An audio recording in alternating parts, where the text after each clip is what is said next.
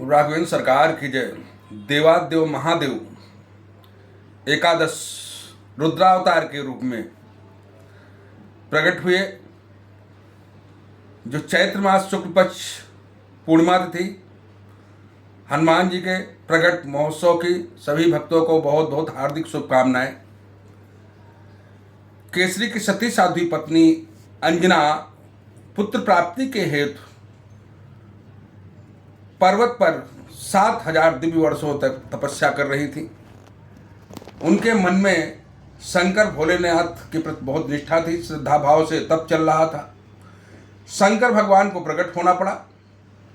शंकर भगवान ने अंजना से कहा कि आप अंजलि फैला के रखो और आपके हाथ में वायु के द्वारा जो प्रसाद पिंड महाराज दशरथ के यज्ञ से कैकेयी के हाथ से जो चील पक्षी के द्वारा लाया गया, वो पवन देव के द्वारा उनके अंजलि में वायु के झकोरे से गिरा।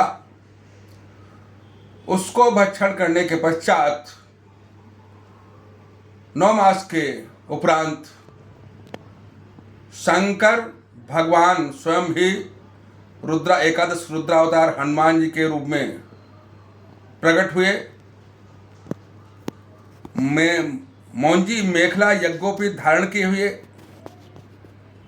हनुमान जी ने माता से कहा, भूख बहुत लगी है। माता फल लेने गई, तब तक हनुमान जी ने सूर्य को रक्तवर्ण में उदित होते देखा।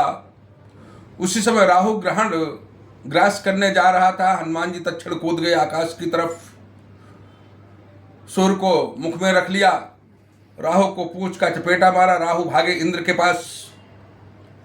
इंद्र सारी देवताओं की सेना को लेकर के युद्ध के लिए आ गए। जब हनुमान जी ने देखा कि ये फल नहीं है तो सूर्य को छोड़ दिए और हनुमान जी क्रोध से आंखें लाल हो गई। उसी समय इंद्र ने अपने वज्र से प्रहार किया दाढ़ी ये ठोड़ी पर, जिसको हनु बोलते हैं। हनुमान जी जब मूर्छित होके गिरने लगे तो वायु देवता ने संभाला और क्रोध के वशीभूत होकर के वायु देवता ने अपनी प्राण वायु को रोक लिया। सारे संसार में हाहाकार मच गया। जब हाहाकार मच गया, सारे देवता इकट्ठा हुए। ब्रह्मा विष्णु सबने अनेकानेक वरदान दिए। विष्णु भगवान ने वरदान दिया कि हमसे भी महान पराक्रमी होगा। ब्रह्मा जी ने भी कहा कि किसी प्रकार के ये भवबंधन में ब्रह्मपाश में हमारे बंधने वाला नहीं। इंद्र ने कहा आज के बाद हमारे वज्र का कोई प्रभाव नहीं पड़ेगा। वायु ने कहा कि हमारे समान ही वेगवान होगा।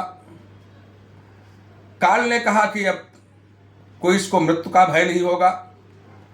वरुण ने कहा कि इसको कभी युद्ध में थकावट नहीं होगी, तत्परता के साथ शत्रुओं को जीतने में समर्थ होगा।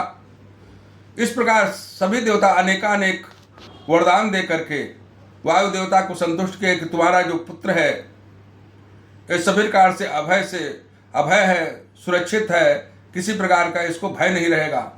महान ब्रह्मचारी होगा, बल पूर्णता से समर्थ होगा, अष्ट सिद्धियां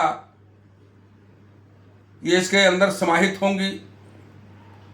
अनेकानेक वरदान देने के पश्चात सब देवता अपने अपने लोक को चले गए। वायु देवता ने केसरी और अंजना को हनुमान जी को समर्पित किया। इंद्र के द्वारा हनु पर प्रहार करने के कारण हनुमान जी का नाम हनुमान जी हुआ। आप सभी लोग, कल हनुमान जी का प्रकट महोत्सव है, तो हनुमान जी को क्या चढ़ाए? हनुमान जी को खीर का प्रसाद चढ़ाएं या गुड़ और चने का भोग लगाएं। ये हनुमान जी को बहुत ही प्रिय है। हनुमत आराधना के लिए बड़वानल इत्यादि का पाठ कर सकते हैं। हनुमत बड़वानल, हनुमान चालीसा, संकट मोचन, बजरंगबाण इत्यादि पाठ कर सकते हैं। सुंदरकांड पाठ कर सकते हैं।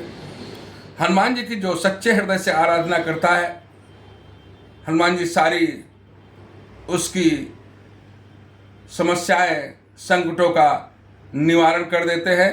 और हनुमान जी के सामने राघवेंद्र सरकार की जय बोलना अत्यंत आवश्यक है, क्योंकि हनुमान जी ने स्वयं गोस्वामी तुलसीदास को जब इशारा किया कि ऐसे आपकी लेखनी में ताकत कैसे आ सकती है, तो गोस्वामी तुलसीदास ने हनुमान चालीसा शुरू करने के प्रथम ही श्री गुरु चरण सरोज रज निज मन मुकुर सुधार वर्ण और रघुबर विमल जस जोदायक फलचार।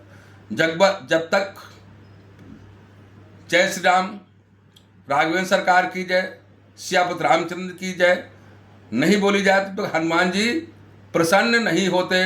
इसलिए राघवेंद्र सरकार की जय, संकट मोचन बालाजी महाराज की जय। आप लोग चैनल को सब्सक्राइब करें, लाइक करें और शेयर करें, जिससे आगे से आगे आपको अनेक दिव्य जानकारियाँ प्राप्त होती रहे। जय श्री राम।